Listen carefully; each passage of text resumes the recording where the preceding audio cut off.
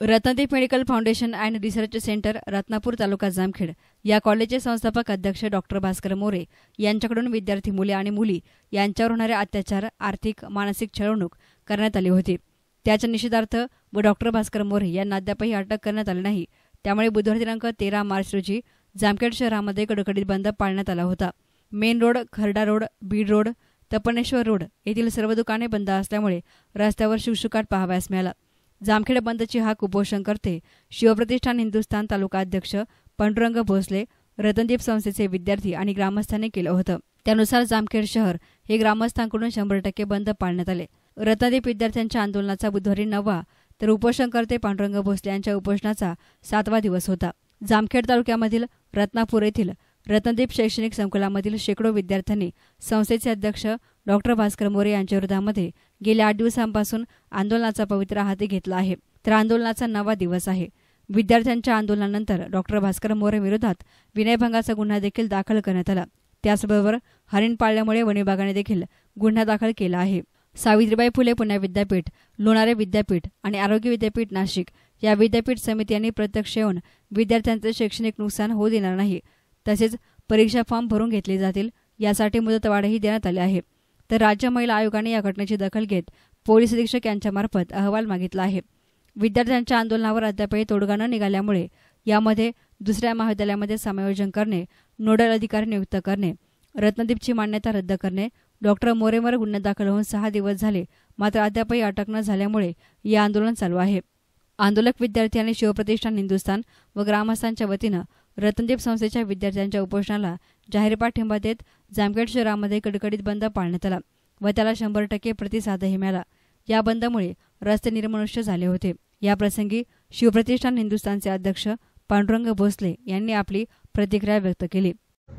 जामखेड या ठिकाणी Ratnadeep foundation medical कॉलेजचे संस्थापक अध्यक्ष भास्कर मोरे यांनी कॉलेजच्या विद्यार्थी आणि विद्यार्थिनींवरती अनेक प्रकारे अत्याचार केलेला आहे। पैशाच्या फीच्या मागणीतून त्यांचे असणारे बस भाडं असेल, मेज भाडं असेल, अशा अनेक प्रकारे त्यांच्या संस्थेच्या यावरती असणारे विद्यार्थी आणि विद्यार्थिनी यांच्यावर मोठ्या प्रमाणात अत्याचार केलेला आहे। त्यातली त्यात सगळ्यात महत्त्वाची गोष्ट म्हणजे मुलीवरती सुद्धा शारीरिक त्यांना मानसिक त्रास होईल असं कृत्य त्या अध्यक्षांनी भास्कर मोरेंनी केलेले।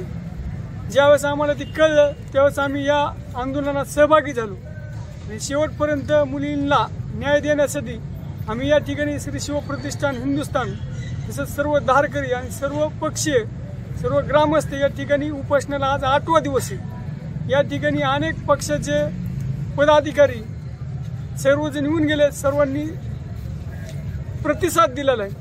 आमच्या ज्या मागण्या आहेत मुलांचं आणि मुलींचं शिक्षणाचं वाटोळं होऊ नये, त्यांना कुठेतरी न्याय मिळाला पाहिजे म्हणून आज आम्ही या ठिकाणी आज 8वा दिवस आहे। तहसीलदारच्या ऑफिसच्या पुढे मी स्वतः उपोषणाला बसलोय। फक्त पाण्यावरती मी आमरण उपोषण केलेले। माझी फक्त प्रशासनाला कळकळीची विनंती, सर्व गृहमंत्री असतील, मुख्यमंत्री असतील, सर्वच या सर्वांना माझी विनंती की आज ह्या जामखेड शहरात रत्नदीप फाउंडेशनच्या नावाखाली चाललेला काळा बाजार तो SIT मार्फत चौकशी करून त्याच्यावरती गुन्हे दाखल झाले पाहिजेत।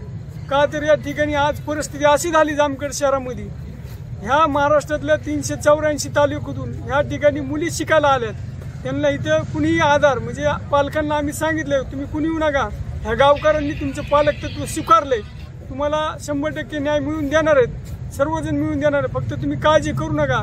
आज ह्या मुली आमच्या भरोश्यावर बसलेत, पण आज सरकारने त्यांची काळजीपूर्वक जबाबदारी आणि जे पुणे विद्यापीठ असेल, नाशिक विद्यापीठ असेल किंवा रायगडचे विद्यापीठ असेल, जे त्या कॉलेजला 7 विद्यापीठ आरटीएस असतील, त्या सर्व 7 विद्यापीठांनी ह्या मुलींच्या शिक्षणाची जबाबदारी करून घ्यावी।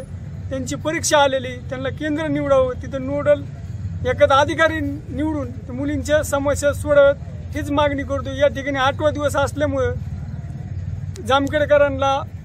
जामखेडकरांना आमचा त्रास सहन व्हायला नाही, म्हणजे या ठिकाणी सर्व उपोषणाला बसलेत मुलं मुली, म्हणून उद्या दिनांक 13 बुधवार रोजी जामखेड हे कडकडीत बंद राहणार आहे। हा पण ग्रामस्थांनी स्वीकारला आहे आणि त्या ठिकाणी निवेदन दिलेलं आहे। तरी सर्वांना विनंती, सर्वांनी या आंदोलनात सहभागी झालात, असंच राहा, हा लढा चालू राहणार आहे। जोपर्यंत न्याय मिळत नाही तोपर्यंत आम्ही इथून उपासनाच्या ठिकाणी उठणार नाही, एवढं बोलतो, थांबतो। बैठ एस9 मीडियासाठी प्रतिनिधी नासिर पठाणसह अशोक नेमोनकर, जामखेड।